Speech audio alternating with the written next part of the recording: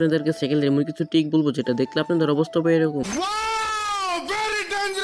এটা আপনারা মাসে একবার করবেন তাহলে চেন পুরো নতুন থাকবে।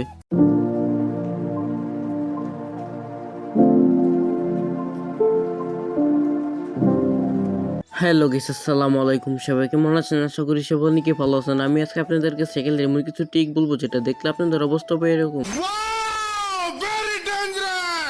তো গাইস, আজকের ভিডিওটা অনেক ইন্টারেস্টিং হতে চলেছে, তো সবাই ভিডিওটা সম্পূর্ণ দেখতে থাকুন। তো চলুন ভিডিওটি শুরু করা যাক। নাম্বার ওয়ানে ফ্রিতে বাড়িতে বসে কিভাবে সাইকেলের চাকার টাল ঠিক করবেন। তো সবার প্রথমে এরকম একটি কেবলটা নেবেন। কেবলটা এটা আপনাদের সাইকেলের যে রডটা আছে রডের সাথে সুন্দরভাবে বেঁধে দিবেন গাইস।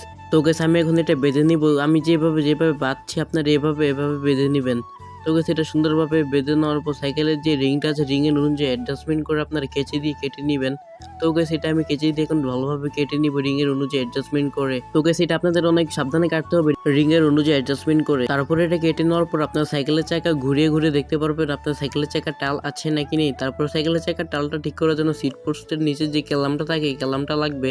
তো এই ক্যালামটা আমি খুলে নিচ্ছি গাইস। তো এটা খুলে নেওয়ার পর আপনার সাইকেলের চাকার শিকের নাটের সঙ্গে ঘুরিয়ে সাইকেলের চাকা টাল ফ্রিতে ঠিক করতে পারবেন বাড়িতে বসে।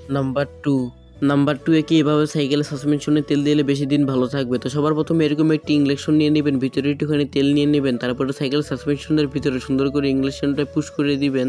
তো পুশ করে দেওয়ার পর দেখতে পারবেন আপনার সাইকেলের সাসপেনশন পুরো ফ্রি হয়ে গিয়েছে। তো এটা আপনারা মাসে একবার করে দিবেন তাহলে বেশি দিন সাসপেনশন ভালো থাকবে।